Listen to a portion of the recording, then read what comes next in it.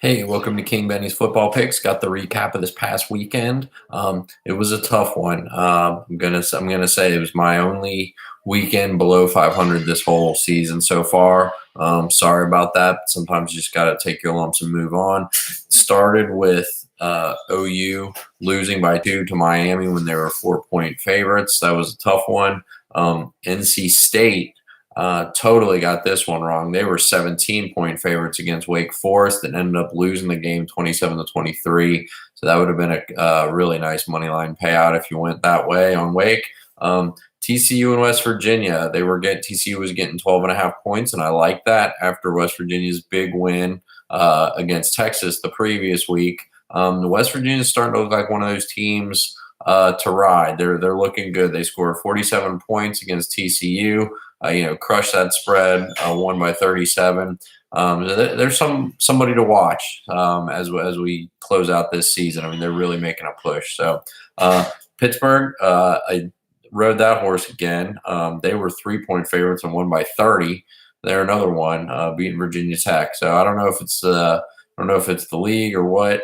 Pittsburgh looked good, and then UK is kind of sliding the other direction. They were 6-point favorites at Tennessee after that tough loss against Georgia, and then they lost 24-7. So their star may be falling in Lexington. Not sure about that. So Alabama, hard to stay away from them, even laying 23.5 points. They won by 24, but it was 24-0. Hard to go against the Tide these days. They're really darn good. Minnesota and Purdue, there was some goofy line movement on that. And Minnesota was actually 12-point dogs, 12-point dogs, and they won by 31 points. So what do you know? Sometimes when you see that squirrely stuff where the line's moving against the public, and you know that something's going on, and you got to ride it. And there we go. Same thing happened last night with OU, which I actually got right against Buffalo. That line went from them being 1-point dogs to 2.5-point favorites, and then they won by like 30 points. So I got that one right, by the way. But anyway, when you see that movement, that's something to keep in mind.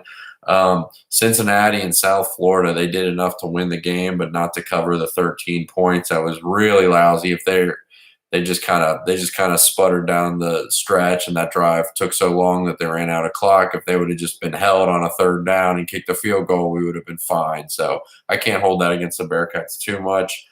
Texas Tech and Texas really waffled. Was watching with some Texas Tech fans, and so I was tempted to take them at home with the 2 points. And they really did make a run down the stretch. With the rivalry game, that was the play. Was the dog, but unfortunately they lost by a touchdown to Texas. So only went 3-6 on the college, so that was tough. On to the NFL. Pittsburgh, I hate them, and they were laying 4 points at home to Carolina, and then they ended up winning by 31. So yeah, I don't really know. Like, Carolina looked like they were doing the right stuff, and then, this and that, and the game just got away from them. Got that one wrong. Cleveland, Vegas made their money back this week on that. They were getting 4 points against Atlanta, and then they beat them by 12, 28-16. So Cleveland, that was kind of an out-of-nowhere win. That happens all the time in the NFL. New Orleans and Cincinnati, I told you, they were only laying 4.5 points. The Bengals were just not gonna even come close to covering that, and they got crushed 51-14. Sorry to say, but that's the way it goes. Vegas also made their money on the New England-Tennessee game. New England was laying 6.5 points, and then just got lambasted 34-10 in Nashville. Go figure. And something to keep in mind. We always think of the Pats as being kind of a lock because of the jersey and everything, but they've lost a couple of bad games this year. So, they're not quite the lock, and especially if they keep laying points, like which they're usually going to, just something to be mindful of. They're not quite as consistent as in past years. Arizona getting 16.5 against Kansas City. I knew that was too big for the NFL, and indeed, the Cardinals did cover even though they lost the game. Green Bay, win 9.5 against Miami, and then they just crushed them 31-12. They look pretty good. We'll see what they do tonight in Seattle. That'll be an interesting one. And then Philly and Dallas. I thought that this was more of a gut check for Dallas, I think, than it was for Philly. I mean, it was at home. It was Sunday night.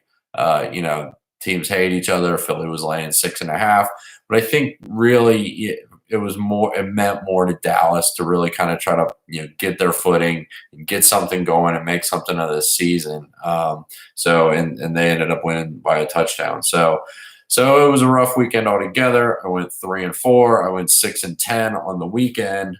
And that is not good, and I will try to do better. But my total still got my 90th, 90, 77, and 3 on the season. So still on the smiling side. Like I said, I got OU right last night, and I am taking Seattle laying 2.5 tonight with the visiting Packers. That's gone up to 3 in a lot of books, and I've got them at 2.5. So sometimes that extra half point makes a big difference, and I'm going to roll with it. So that's it for now. Tune in in the next couple of days for my picks for the week, the rest of the picks for the weekend. And until then, good luck and enjoy those games.